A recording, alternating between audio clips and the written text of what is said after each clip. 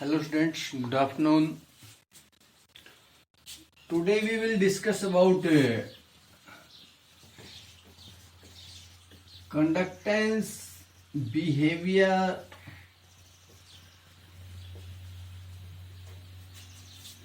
of strong electrolyte या electrolyte कह सकते हो, electrolytes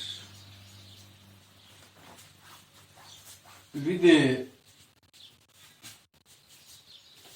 concentration. Variation of molar conductivity with concentration. Topic हमारा क्या है? Variation of molar conductivity. ये क्या है? मोलर कंडक्टिविटी विद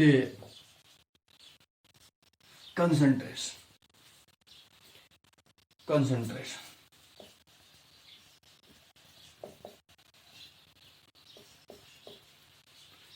ये टॉपिक है, variation of limiting molar conductivity with concentration.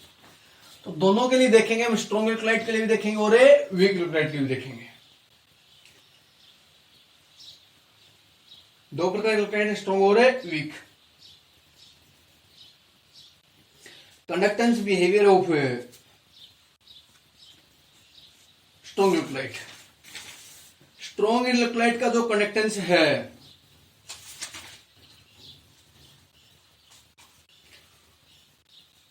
उसको डायवैकल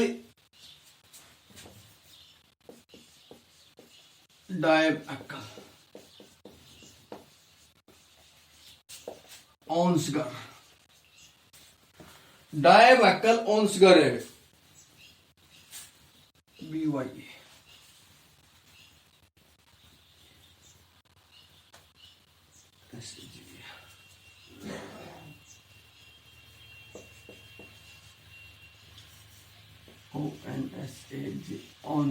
इक्वेशन के द्वारा देखते हैं.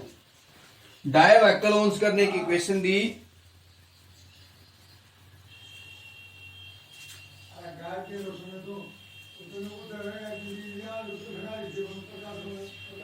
Limiting molar conductivity at any concentration is equal to molar conductivity at any concentration.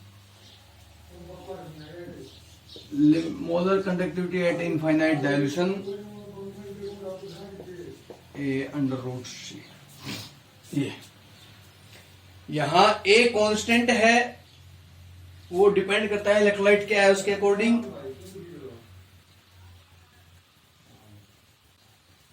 और ये जो molar conductivity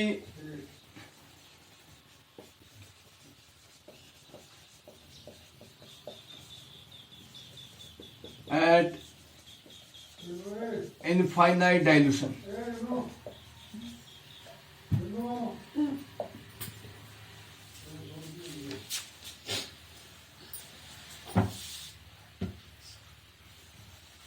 Molar conductivity at infinite dilution.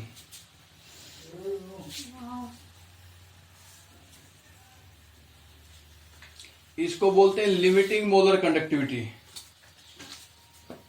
C concentration है. तो जब प्लॉट किया गया,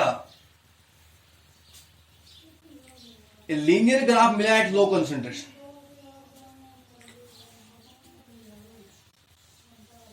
ग्राफ जब प्लॉट किया गया versus concentration versus molar conductance,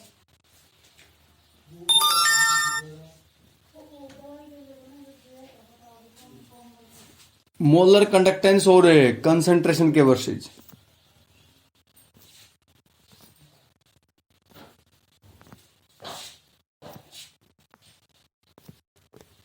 जब ग्राफ प्लॉट किया गया, ये मोलर कंडक्टेंस, ये कंसंट्रेशन के वर्सेज.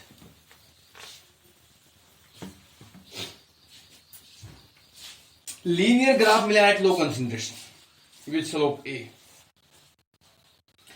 लीनियर ग्राफ मिला सीधा. But is not linear for higher concentration, लेकिन हायर कंसंट्रेशन पे लीनियर नहीं था।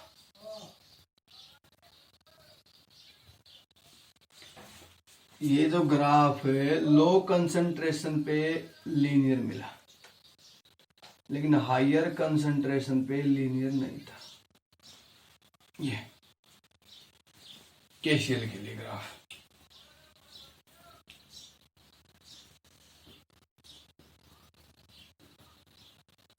फॉर केसीएल ऐसे ग्राफ मिला।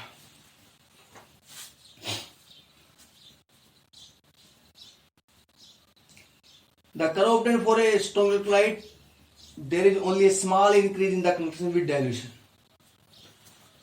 डायल्यूशन करने पर कंडक्टेंस में स्मॉल इंक्रीज, बस थोड़ा सा इंक्रीज होता है डायल्यूशन करने पर। डायल्यूट कर दें तो थोड़ा इंक्रीज होता है स्मॉल। क्यों, कारण क्या है भाई? स्ट्रॉन्ग इलेक्ट्रोलाइट है, मान ले केसीएल के प्लस सी माइनस 100 आयन है, तो 90 आयन तो इसके पहले टूटे हुए हैं, स्ट्रॉन्ग इलेक्ट्रोलाइट है। 10-20 आयन और टूटेंगे बाद में, तो 5-10 आयन और टूटने हैं,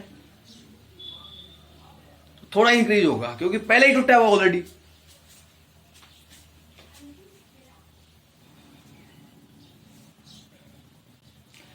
eight higher concentration the greater ionic interaction, higher concentration पे घट जाती है कंडक्टेंस। क्यों? क्योंकि कंसंट्रेशन बढ़ेगी तो आयंस, आयंस देखो ये सॉल्यूशन है, इसमें आयंस ज्यादा हैं तो आयनिक इंटरेक्शन भी ज्यादा होगी। आयनिक इंटरेक्शन ज्यादा होगी तो आयंस की मूवमेंट कम होगी, मूवमेंट कम होगी तो कंडक्टेंस अपने आप में कम हो जाएगा। तो हायर कंसंट्रेशन में कंडक्टेंस कम रहेगा ड्यू टू आयनिक इंटरेक्शन।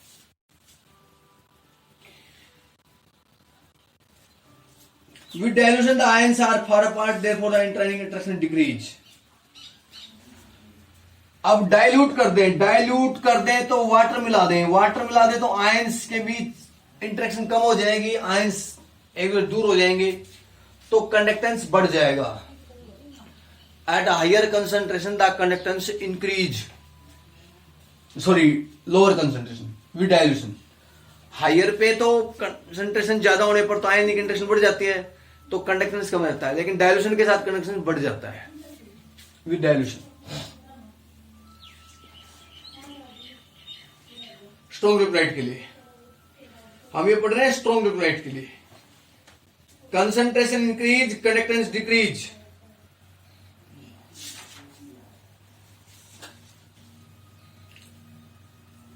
थोड़ा सा इंक्रीज मिलता है बस, स्लाइट, जैसे देखें ग्राफ में तो थोड़ा सा इंक्रीज मिलेगा डाइल्यूशन होने पर। क्या होने पर? डाइल्यूशन होने पर थोड़ा सा इंक्रीज होगा बस। अब देखें फॉर वीक इलेक्ट्रोलाइट,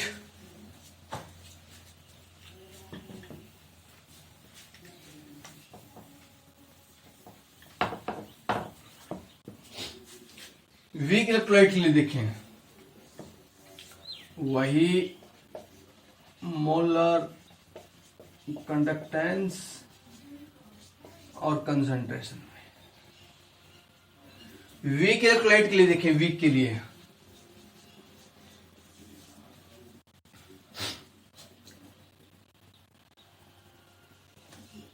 जैसे CH3COOH ले लिया वीक इलेक्ट्रोलाइट।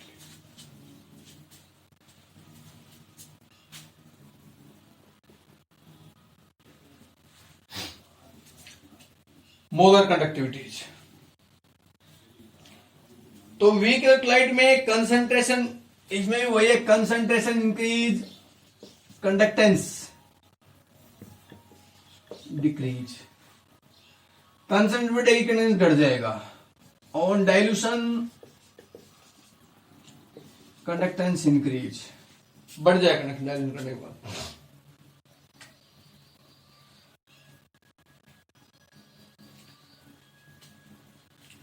स्ट्रॉन्ग इलेक्ट्रोलाइट में देखो,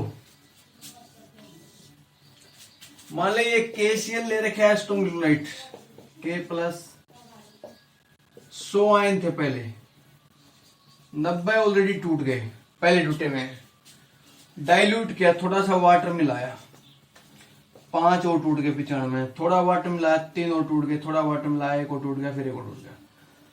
तो एक ऐसी स्थिति आ जाएगी उसके बाद और आयंस नहीं टूटेंगे, तो कनेक्टेंस हायर वैल्यू तक लिमिटिंग वैल्यू आ जाएगी, उसके बाद कनेक्टेंस नहीं बढ़ेगा, क्योंकि जितने आयंस थे वो सारे ऑलरेडी टूट चुके हैं, उसके बाद कनेक्टेंस बढ़ने का चांस ही नहीं है। तो लिमिटिंग वैल्यू आ जाती है इसमें स्ट्रॉन्ग क्लोराइड में। लेकिन वीक में देखें हम, CH3COH 100 आयन है, मान लें CH3CO H+, 100 मोल है, 100 मोल है इसके, मान लें आयन क्या मोल लेंगे। शुरुआत वीक है तो ये 10 टूट जाएंगे, 15 टूट जाएंगे शुरुआत में, आंशिक टूटता है। अब वाटर मिला दिया, 5 और टूट गए, फिर वाटर मिला दिया 5 और फिर 5, फिर 2 3 2 1, ऐसे हर बार टूटता रहेगा, हर बार कंडक्टेंस बढ़ेगा, लिमिटिंग वैल्यू नहीं आएगी इसमें। Weak electrolyte, no limiting value.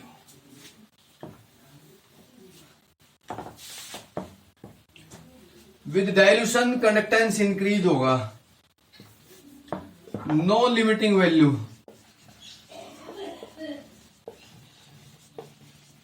Limiting value नहीं आएगी वीक इलेक्ट्रोलाइट में।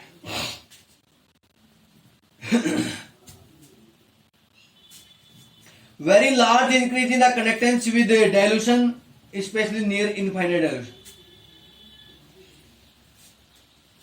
more ioness. The increase in the conductance with decrease in concentration is due to the increase in number of ions in the solution. Limiting value इसमें नहीं आती है।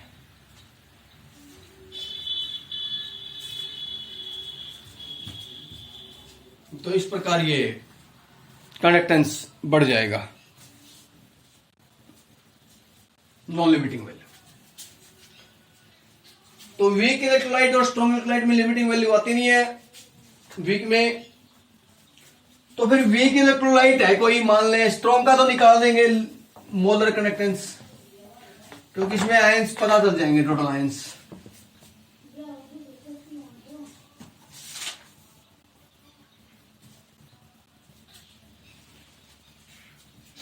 देखो मान ले ये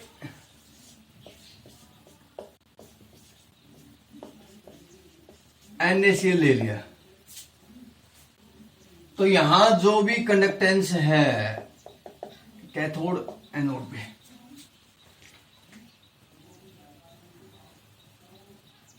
टोटल करंट जो डिपेंड करेगा वो कंडक्टेंस ऑफ द। अब यहां टोटल जो करंट है वो किस पे डिपेंड करता है, Na+ और Cl- आयन पे, क्योंकि कंडक्टेंस तो इन्हीं का है, इन आयंस के कारण ही है।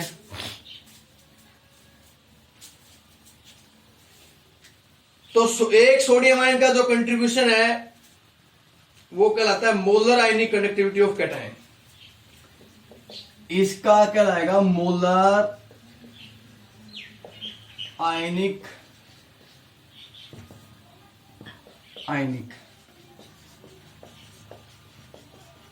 कंडक्टिविटी ऑफ कैटायन, मतलब molar ionic conductivity of cation, ये कह रहा है।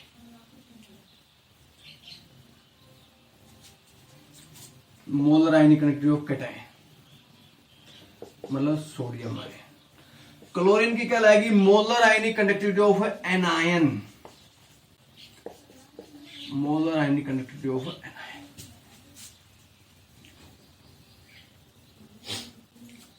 अब इसकी लिमिटिंग मोलर कंडक्टिविटी जो होगी NaCl की किसके बराबर होगी, molar ionic conductivity of cation plus molar ionic conductivity of anion, इनके बराबर होगी लिमिटिंग मोलर कंडक्टिविटी।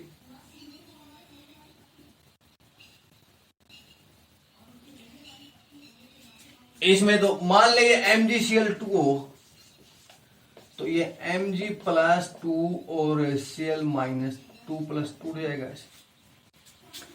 तो इसकी कैसे निकलेगी, limiting molar conductivity of MgCl2 किसके बराबर होगी, molar ionic conductivity of Mg2 positive cation plus limiting molar ionic conductivity of Cl negative. लेकिन ये दो है इसके साथ, तो ये दो यहां लगेगा, स्टोइकियोमेट्रिक कोएफिशिएंट लगाना पड़ता है साथ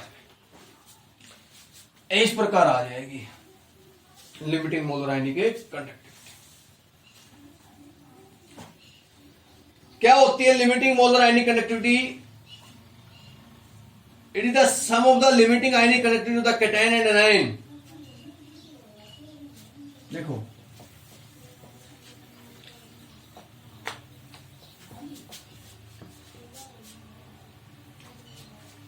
ये मोलर आयनिक कंडक्टिविटी, ये लिमिटिंग नोट लगा रही ऊपर, तो क्या होगी, limiting molar ionic conductivity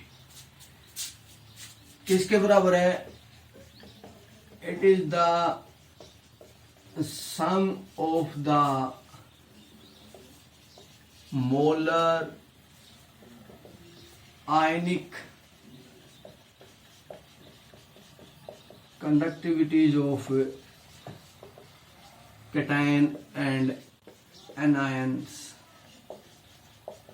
each multiplied by their stoichiometric coefficient।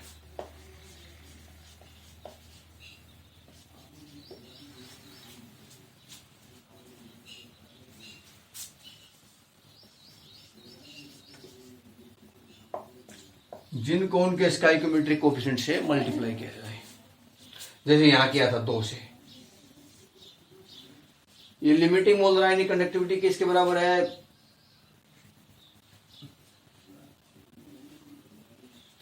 Molar ionic conductivities of the cations and anions के जोड़ के बराबर होती है।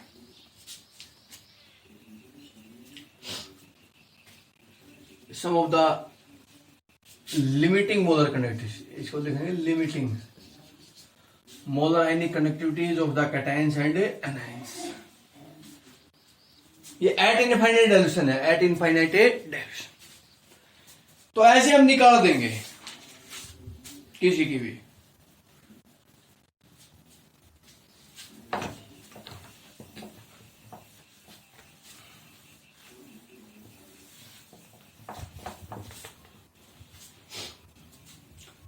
अब मान ले ये स्ट्रॉन्ग एल्कलाइड के लिए निकल जाएगा, अलग अलग वैल्यू टेबल में दी हुई है, देख लेना बुक में।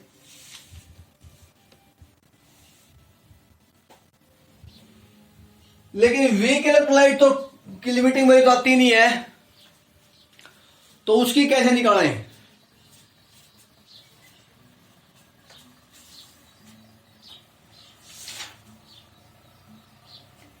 वीक एल्कलाइड की। देखो ये जो बता था, ये जो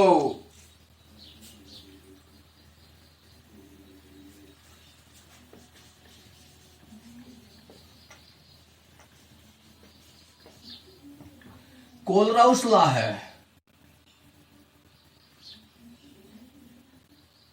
कोलास्टिज लॉ बोलते हैं, कोलराउस लॉ यही था जो बता था अभी आपको कि भाई limiting molar ionic conductivity of a solution is equal to the sum of the limiting molar conductivity of the cation and anion is multiplied by the stoichiometric coefficient. Kohlrausch law है, वेरी इंपोर्टेंट है, इसी को बोलते हैं। Kohlrausch ने एक चीज कहा था, बता था। तो कोलराउस लॉ की एप्लीकेशन हम अगले वीडियो में पढ़ेंगे। इंपोर्टेंट लॉ यहां तक कर लेना, समझ लेना, याद कर लेना। आज के लिए इतना ही, धन्यवाद।